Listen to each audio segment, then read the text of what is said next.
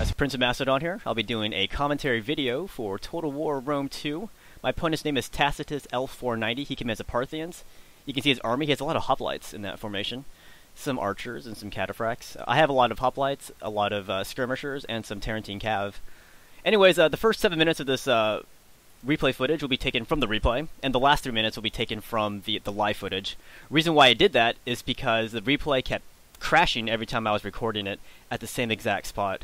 So I had to mix the footage together, which means 7 minutes of good close-ups and then 3 minutes of live footage and some insert action. Anyways, this was taken from my battles from yesterday, which was Thursday the 5th of September 2013. It was a very bad day for Macedonians. I lost like 10 battles straight. I didn't know what was going on. I kept losing. This particular battle wasn't my favorite battle of the day, but it was my only battle where I used Athens, and some of my viewers wanted to see Athens in action. So, I shall deliver upon that. So this map, there's a big mountain in the middle. Both sides could fight for it. It's a 50-50 contest. Here's a close-up of my troops. I got a hoplite unit, a bunch of thorax hoplites, some mercenary veteran hoplites. Then I have some mercenary Cretan archers and mercenary Thracian peltasts. In the very back, I have my Tarentine cav, and you'll see I dismounted them for no particular reason, except to show you that they can dismount. And those are basically like skirmishing cav, and they're decent or semi-decent in a melee fight. But yeah, as I said, this fight for the mountain could have been 50-50, but my opponent, you'll see, he chooses not to fight for it. And here's the beauty of the true line of sight. You can't see your opponent until your troops see him. So as my troops get up this mountain, then I can finally see my opponent, which is great because it makes surprise attacks more viable. So here's my opponent's army. He has some cataphracts and Parthian horse archers on this wing, and some on the other wing as well.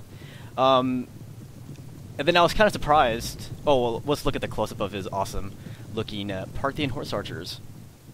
But yeah, I was a bit surprised that he brought so many hoplites. Was not expecting that. I was expecting him to bring a lot of skirmish-type units. But here's this huge body of mercenary hoplites. How dare they take up arms against Athens? Then he has a lot of elite Parthian foot archers. Sorry, elite Persian archers. He has a noble horse archer unit in the back. And as I said, on his other wing, he has more cataphracts and horse archers. That's a cool looking map. So I'm going to bring my Cretan archers forward. And this is a good way for you to see what the Cretan archers look like as they're separated from my hoplite body. And you can see him moving his cataphracts and horse archers around. And I am keeping a watchful eye on those with my Tarentines. Ta-da! So I've already mounted them back on so they can act whenever I need them to. There's overhead. He is the yellow on there. I am the red. I think it actually gets reversed when I show the replay footage. Like he becomes red and I become yellow. Or wait. Did I mix it up? I don't know. I'll let you figure it out. But yeah, I'm moving up my hoplite body. And I'm still watching his cav as they swing behind my army there.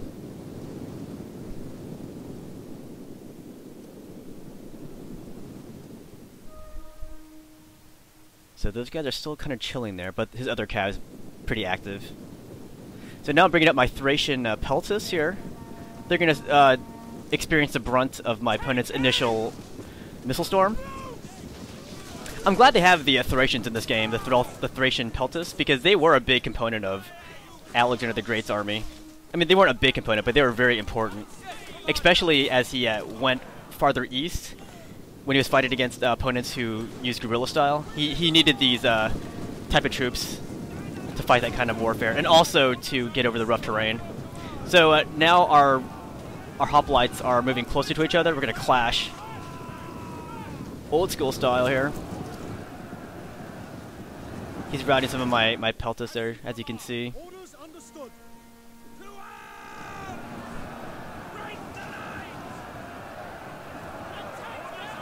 all kinds of activity going on right now. And this is when he activates his Eastern Cataphracts and these mercenary hoplites. He's going to go for my skirmishers in the middle of my formation. Here comes his Cataphracts. I'm going to try to use my secondary line of hoplites to intercept these Cataphracts. I react kind of slow though. See that? So he's going to get more of my Cretans than I thought he would. The big general brawl right now, and he's showered me with his horse archers from that flank. And horse archers from that flank. So that's when I decided to take my Tarentines out, my Tarentine Cav. Here's some insert action for you insert lovers. My hoplites versus his hoplites. Quite a mess. There's like no battle lines anymore. It's very very chaotic at this point. So here comes my Tarentines. They're finally getting closer. And I was going to take out his horse archers, but he sees my attack coming. So he's able to sidestep with his horse archers, get out of the way.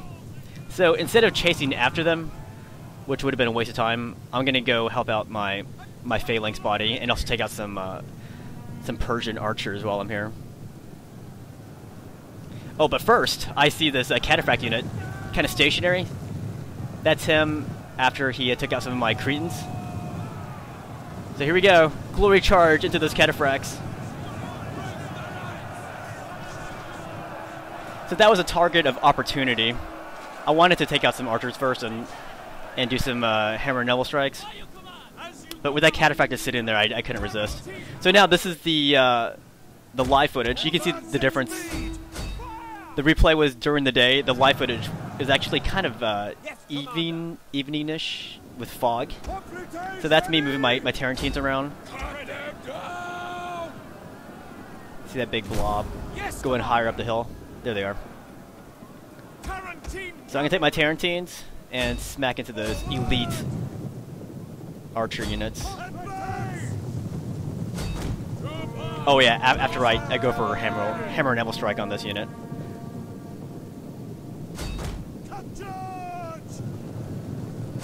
I think my mistake here, I probably should have just kept going at his phalanx from behind.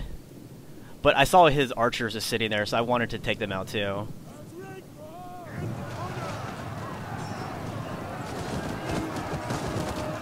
I thought my hoplites could have, you know, I thought they would have been okay by themselves without the Tarentine assistance.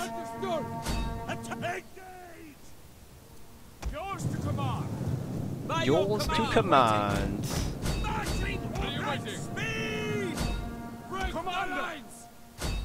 Freaking Parthian horse archers. And there's some of your options for your archers. You can do standard shot, whistling shot, flaming shot.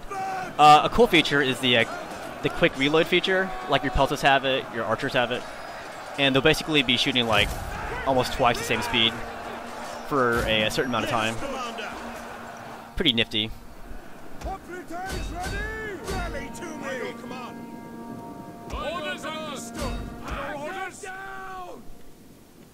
So if you look at my unit roster card, you can see it slowly dwindling. So I had some slight miscalculations in this fight. Anyways, it is a pleasure to use Athens in battle. I'm glad they divided up Greece into its regional powers. Like when Total War Rome 2 was first announced, I was immediately begging for them to show Greece not as one single state, but, you know, separated into different states like Sparta, Athens, Macedon, Epirus, stuff like that. So I'm glad there was enough support for that to happen. Anyways, you can see I am getting owned by these Parthians, and my troops are no more. So Tacitus L490 wins this fight. Costly enemy victory. He did a really good job destroying me. Hope you guys enjoyed this battle. It's a valiant defeat. I guess that makes me feel somewhat better about getting owned. Anyways, I'll see you guys later.